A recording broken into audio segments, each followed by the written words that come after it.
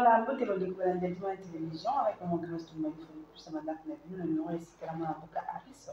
Parce que la moka le communicateur il y a la l'avocat entre Guy et Mère, partie nouvelle Lion, partie char, il y a premier Adolphe Mouzitou, le premier Boulomanido, le premier Kosoanaye, Makao Matali politique et République démocratique du Congo, Toyoka qui sorti médiatique, il y a secrétaire général, il y a ONU, le premier Kosoanaye, après la mon avocat Harris, pourquoi pas, Toyoka qui fait tout le monde qui vidéo ya José Makila wasi koloba été 145 territoires et daki na moka ka jeu oyo na moka Félix Tshilombo asi connecté biso le to le en plus awa na mwana mboka Harris pourquoi pas aussi arrestation et Lydia Tshimanga est-ce que sur la Belgique sur la vraiment solo basi ko kana Lydia Tshimanga ina zali kama kopesa na accident kwa jeune na caméra na kumbe ya mwana mboka Mozart ou d'autres personnes qui sont venus pour nous pourquoi pas na yo pesi mo bakaraté pourquoi pas aussi pouvoir passeport je les directement ko space envoyer na ngai mbote mais avant pesa invité na mbote avec aussi na mettre Tony avant kana kozana kinya makasi pour dérangement na yesu mbote mwana mboka grâce pe mbote na bandeko congolais au pe ba uzitanda biso na ero mwana mboka to sipeli makasi komona yo to biki bokendaki na mboka kwa muntu malgré que oyo sikolekana kuna nini ya malonga oyo parti ya nouvelle donc Adolphe Mouzitu po yoko en personne ni en malamu ya solution oyo weli ba congolais ya kambo. Il faut noter que moi mboka Adolphe Mouzitu a se déplacé pas comme nouvelle là mais a se déplacé comme leader politique notamment notable ya Bandundu parce que yé a incarné quand même légitimité à Kouenwana a se déplacé qui pour d'abord pour identifier origine ya conflit wana koyeba problème ni neza entre les deux ethnies au ba vivre pendant longtemps ensemble pendant des décennies et pourquoi kalelo bakoki bozala na conflit o ezoboma ba congolais belé yango monaki akitaki malgré zone eza na tension mais akitaki parce que aza moko na bango azunzela oyo ya mabele à la place azunzela mai ndenge ba politiciens mususu bazozwa azunzela mabele ko s'arrêter na chaque village ya kosulana ba chef coutumier koyeba problème eza nini et solution ekoki komonana na niveau ni parce que pour que même ma solution faut na noyeba problème eza nini o diagnostiquer à ce moment là neto koki na solution parce que jusque là ezalaki kaka ba hypothèse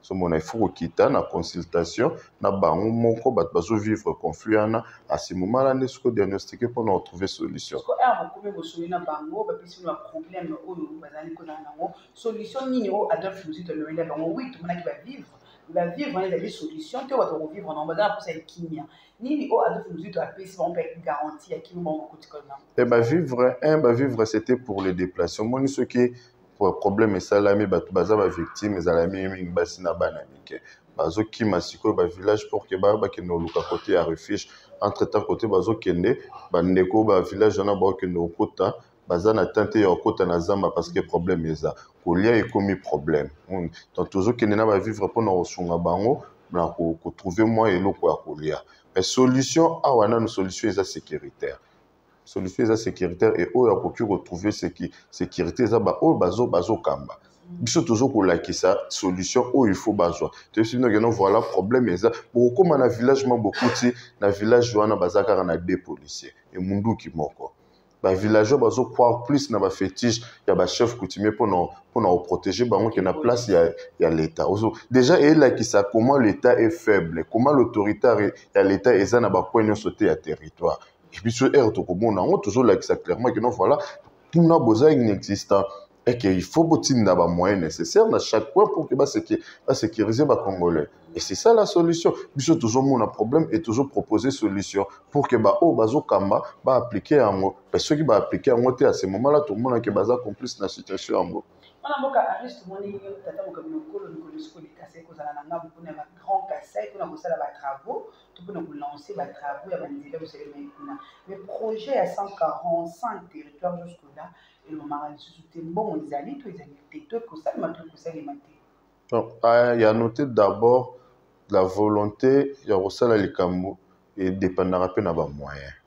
Mais na ba moyen wana eza ba moyen propre ya ba province pour que bango mo ba se développer ko meka ko zwa ngo ko pesa na gouvernement central pour que bango ne ba kama ba définir voire même développement ba province c'est là où les problèmes commencent. C'est là où les problèmes commencent au monde que même ba projet belé ceux qui est simbité même Boukangalonzo, ceux qui sont mérités parce qu'ils ont compétences privées et exclusives ou la province agricole. Mais tout ça, que notre gouvernement central, il y a un choix.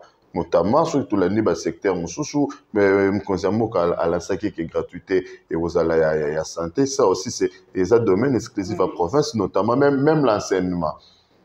Mais pour les bango va définir et le projet bimanet virtuel parce qu'à chaque projet où ils sont dirigés par la présidence de détournement à la place et s'organiser bon pourquoi pas tous à la forme et à l'état nabiso où ils aussi rétrocéder à mon la province comme ça c'est moment là bas na ba moyen na bango moko on se développer biso musala na biso pour que tout développer bango c'est construire des routes il faut le voilà les l'homme qu'on a otongi okutaki combien de routes parce que les besoins est là nous avons un besoin où ils a retour à 50 000 km pour que tout ça n'y soit ma province base à la relier entre elles mais yo kutaki combien de kilomètres et yo tongi combien pour que tout ça n'y soit ma province c'est là où le vrai problème mais où essayer de développer mususu ba province ba gouverneur baza eza ba entité il faut tout tinde la bango mosolo o esengi ya bango moko bazwa ba besoin réel la bango en charge c'est comme ça que ba province se développer mais ce qui biso tozo créer les bango ba projet o ezo bima fictif tozo empêcher développement la mboka la biso ici les solutions eza simple il faut que ne par les grands travaux pour de façon ya ko faciliter l'agriculture ça veut dire qu'il faut tout tongi la bango banzela pour permettre mais il faut que banzela intérêt national et banzela intérêt agricole pesali.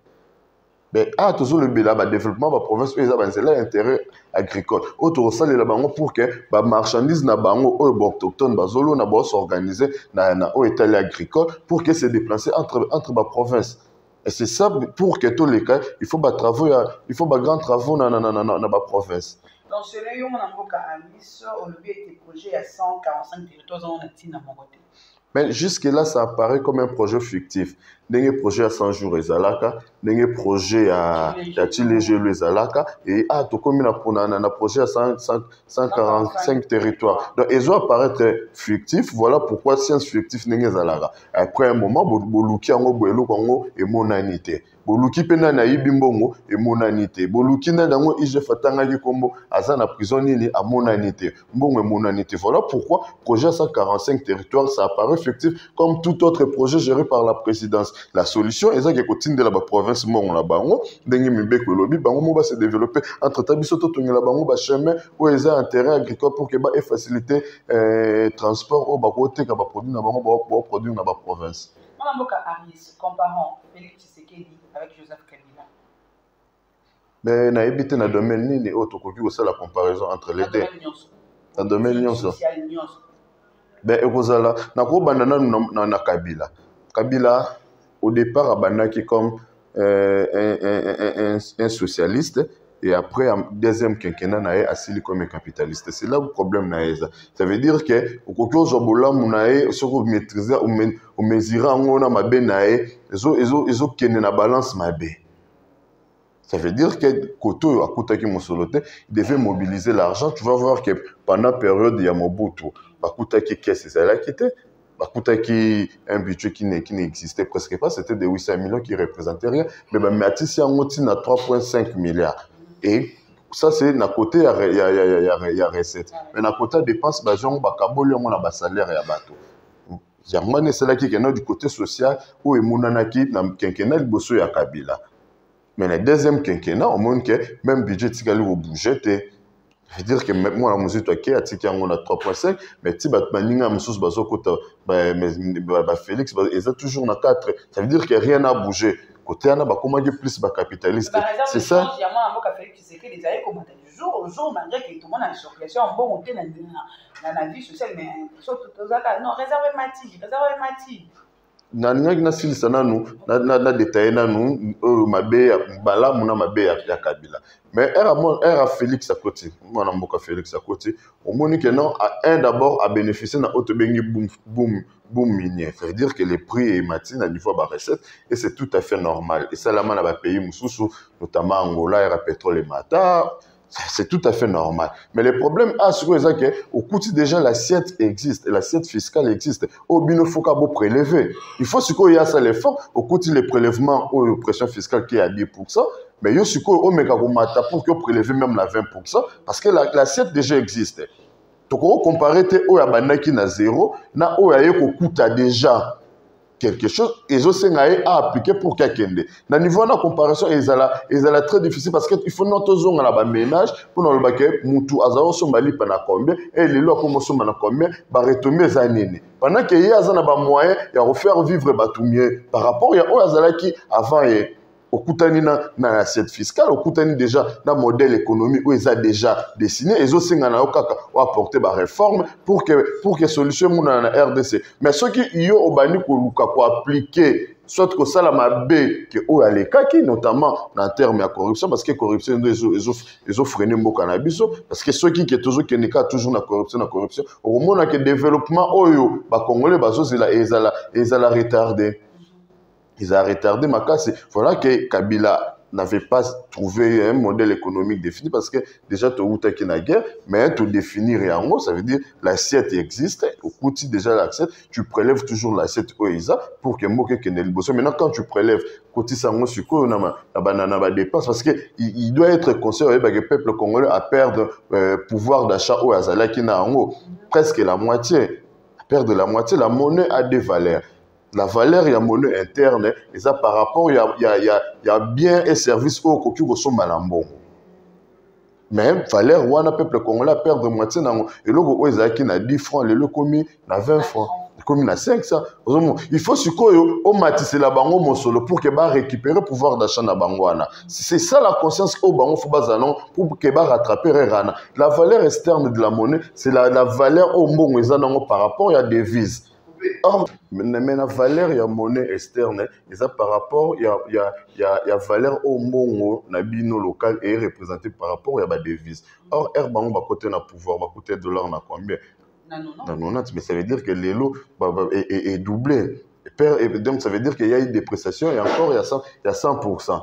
Conscience oyo bango faut bazana conscience politique ezango na olbageno voilà to kutaki loko zaki boye et que to perdre dango pour que biso to le baké to sali il faut tous à la mesure même y a rattraper nos retards au biso to créer à ce moment là to bageno voilà to sali les sous boye mais ceux qui bazo kokaté d'abord pour rattraper retard au ezanango ou que peuple congolais a perdre pouvoir d'achat na même sur le but que mosoloeza mais par rapport il y a perte d'abord il y a valeur et l'eau bazalé nango et ça la compliqué. Merci beaucoup mon amour Aris to landa qui sorti de l'éthique qui est secrétaire général là ONU, mais de propos qu'il a tenu, est-ce que c'est vraiment normal que l'État n'a pas un pays qui me dit ce que le d'abord, l'État, moni na mokili ezalara eloko babengi rapport de force. Na uti ko yebisa ok na kwa mutu côté to uti village moko zomona village où ils ont 200 personnes mais au moins 2-3 policiers armés FARDC zate. Ça veut dire que FARDC d'abord ils a quitté l'administration. Ce qui est là ça nous pousse à dire que le pays n'est pas administré. Et pays est administré, il y a un pays vide, c'est comme un endroit. On risque de dire que la RDC c'est un endroit. Ça veut dire que même dans le rapport de force, tout athée. Dans le rapport de force, tout athée, peut-être on a l'impression que diriger RDC c'est seulement administrer Kinshasa et les grandes villes. Mais lorsque ce qu'on bazo s'élever, donc toza inexistant et bamisous bakoki ka ko décider na place na biso et ça la grave na eloko wana il faut que biso to s'élever to za la makasi pour que ba yo ka vo na biso en tant qu'un pays faible bakoyoka te il faut d'abord to koma souverain mo que ça l'administrer et loko zo le kanakin etalema na l'ouest etalema na est mais ce qui okomi na kwa mutu même connexion bazo salela eza ya MTN connexion exacte, réseau même appel, les appels, il faut se déplacer pour qu'on trouve même appel. Ce qui déjà la fin fond, et ça, bon, ça veut dire que RDC n'est pas administré. Tout le monde a une administration. Bunaganda, tout ceux qui ont 3 mois, ils ont toujours dans ma boîte M23. En plus, il faut préciser que dans Bunaganda, les francs congolais, ils ont décidé que francs congolais, il y a maman sous-souté. Mais ils ont sali malakati ya Congo pendant que bakonzi baza à l'aise pendant que bakonzi bazo bimana ba peuple ndenge balingi Pourquoi? C'est parce que la province est reliée et même population est en contact avec les Kanabunaganda. Merci beaucoup, Aristote. Avant de chuter, tout le monde peut mettre solo. Il y a arrestation, il y a Vidi et Chimanga, malgré tout solo. La maître Tony qui est malgré avec la toujours dans Snapchat, donc tu veux faire solo. Arrestation, il y a mon amour Vidi et Chimanga. Est-ce que Ezali normal? Tout Ezali anormal? Est-ce qu'il y aura de vérité au compliment? Tout Ezali le quoi dossier sans jour? Mais il faut bisonner les Congolais tous se rendre compte dans les cas pour que tout ça la pression. Donc, un peu que ça là, pour relier en haut, pour vous montrer que les dangers est monnaie. Et là, oyo biso toujours produire na Congo, les amoko, on te bien minerai. Mais minerai wana, on toujours produire. Tout tikali kaka na mwa muke na mabele. Omoni, auto tikali na na mabele, eza au moins 100 millions de tonnes. O etikali na mabele. Demande ezo mata, le lot ozo produire 1 200 000 tonnes par an. Donc à ce rythme, à 30 ans, tu reçois sa nyonso o eza na sia mabele. Dans 30 ans, et tu kanga ba porte na katanga. Mais pendant que tu tikali na eloko muke, o tozo bimisa na sia mabele, il faut to zwango to investir yango likolo ya mabele. Ça veut dire que na sol, on prend ce qui est au sous-sol pour investir au sol. On prend ce qui est à l'est pour investir à l'ouest. Dans l'ouest, ça veut dire mabele, ou richesse ou eza naturel, to koki siko kokende na agriculture pour que tout se développe. Mais biso siko awa ozomona risque ezake batu bazozwa o eza na sia mabele bakomisa ngo cop bazolia bango. Mikolo Uti Koleka, secrétaire général à IDPS, Azala qui est clair, il y a Kolobake Kaboun, a négocié déjà Biloko Wana. Au moins qu'ils aient déjà culture, oh, ils ont la Kati, il y a IDPS ou bien la Kati, il y a proche, il y a président de la République. Et ça, c'est grave. Et puis, sur le Congolais, toujours c'est là, soit justice et salima, soit justice et salima. Or, Bazozoa réserve un abisso dans 30 ans, il y en a tous les locaux. Ça, c'est grave. Parce que Kabouya, Alobaki, Alobi, Bazalaki au courant que Kaboun détenait des carrés mirés illégalement. C'est des mêmes pays qui Bazalaki au courant que Neko vidéo tu manga, à ça la copie de corruption, il y a mine Nabiso. En plus, il faut bien souligner que la conversation avec comme président de la République, mais Nabiso qui était Kaboun, le secrétaire général de l'IDPS. Mais lorsque il était le secrétaire général pour comme le président Aïe. Mais on a remplacé le secrétaire général. Il dit que Bazalaki au courant et l'on a bango. C'est que bango ne soit au courant. C'est que elle est partie, elle est proche de la présidence va au courant le Congo. Mais ceux qui enquêtent oh vidéo et bima quitté. Tout le monde peut te y l'autre côté. Mais tout ce qu'on fait na tête croiser ma boko. Tout c'est la justice et ça les locaux. Pendant que bazo paie sa justice mon soloté. Donc, il y a malunga pe bima na na plainte na mais où les tous les eloko malunga bima na justice biso ne tout ça la pression parce que les eloko na yo les eloko na nga na uti ko expliquer dans 30 ans ni to kanga ba porte yo to kende wapi moi no robota ko kende wapi. Et c'est le problème de biso ne sur ba Congo de façon que to ba non tu bazozwa o ya biso tu allez nango ou les to investir na eloko auto et continuer ko vivre après bazozwa ngo parce que to créer sous oligarque mususu après le régime le kaki régime asikape ba yepe ko zoya bango pa mais moi mboka Aris maloba ya Alain Bolojo alobete biso ba kongomani nyuso tout ça la politique ya elengeye ndeni soki likambo yeto mais mami na mo titi to solution te tongwa kisi muso yeto mais mami na mo titi to kwa kisi neti likambo lobi tout ça la pression neti parti à nouvelle donc pression ni o de ko sala pour noter le likambo mais nouvelle la parti politique eza makanisi. Ça veut dire que makanisi na biso autopisaki tolobaki eloko moko le bandel tolobaki justice pour que ça la musala nango il faut ezana ba moyen. Adolphe Muzitu era comme que premier ministre yim to organiser ki ba concours à liboso ba magistrat yim to ba magistrat ba o bazo $200 a même ba onti na $1,500.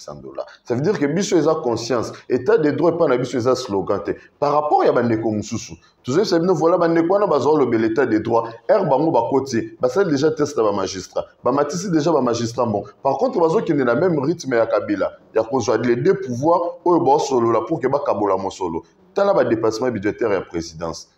Toujours exécutif, présidence na gouvernement. Ce qu'on a eu ensemble, on a les sous nous na ba salaire à 21 $. Moni, ça veut dire que les deux pouvoirs basangani, bazozwa parti munene ya gâteau, bazotiki la justice muke. Mais bango na bazo le l'état des droits. Donc ça veut dire que bazo appauvrir appareil oyo ekoki ko sala mibeko pour que ceux qui bango basali mbeba ba négocier et comme théâtre.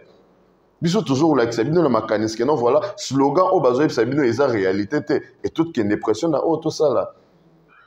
Donc on a éveillé pour le peuple congolais, toute jeunesse congolaise, mais on le malubakaka ya mona mboka mboso kuja kwa ngombe que non chers collègues c'est pas du théâtre, nous c'est théâtre. Donc nous c'est théâtre, tout ça nous sont vraiment en considération, nous c'est mais on a même comme est ça va tout chuter, tous ces émissions sont pour le malelo na les comme la guerre mais est jusque là tu yoka le côté manta faille m'a dit a gangi trop de problèmes à lui ah mais jusque là til les lots solution de monter ce que vous avez.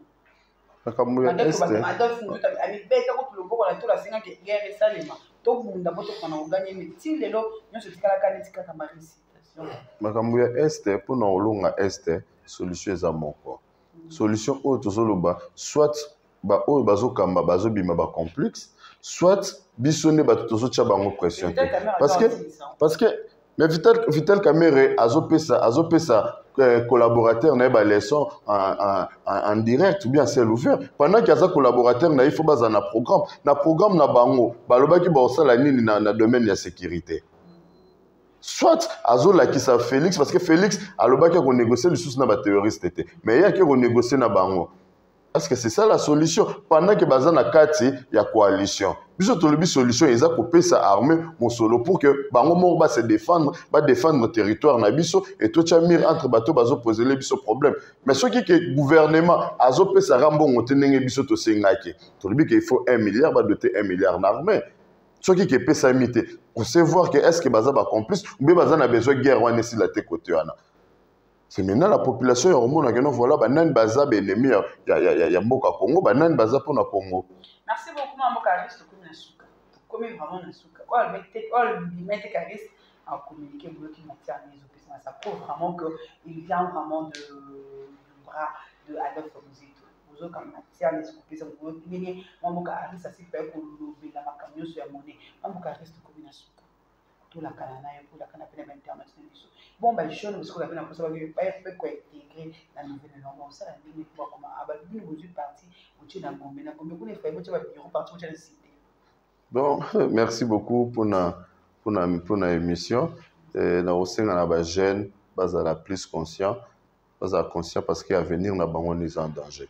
Ekolo ba roleka biso ba jeune to tikala pour ça il faut tous aller na kati organisation moko ko eza école ya idéologie pour que toyeba mboke butaki wapi to komi wapi pe tozo kende wapi ndenge nini ezalaki gérer avant ndenge nini zo gérer lelo ndenge nini tokoki ko gérer lobi et pour que tokoma na niveau wana réflexion école eza nouvelle là eza parti politique ou eza neti ba parti mususte ou se définir kaka na barbarie na ki syndicalisme ou bien nouvelle là eza parti ou eza fondé d'abord na ba idéologie né yango esali que nouvelle là ezala pour que bato ba adhérer na partie nouvelle là adresse eza na lukusa juste na sima ya Sonas. Je pense que maître Tony a koleka pour qu'il puisse ba détail nyonso wana comme juriste siège eza karaté na Gombe ba siège tozana ba siège pe na ba niveau ba commune lui va passer avec les adresses siège na biso pe ya Masina o eza kotongama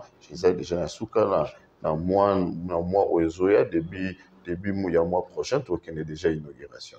Merci beaucoup, Mme Karis. Merci même de Jacques Bakou. Et à côté de la mission sur Demain Télévision, papa aussi merci. Nakardon Joël Lopez, nous avons coordonné Jeunesse Union sur la nouvelle élan. Ma vie, d'abord, madame Maïli pour au moins niveau Maïli. Merci pour la mise en place de la caméra, Mozart, mon réalisateur de luxe, notre petite caméra, la diffusion de ça, le film Jésus-Christ qui est animé en personne. Je vous dis bye et au prochain.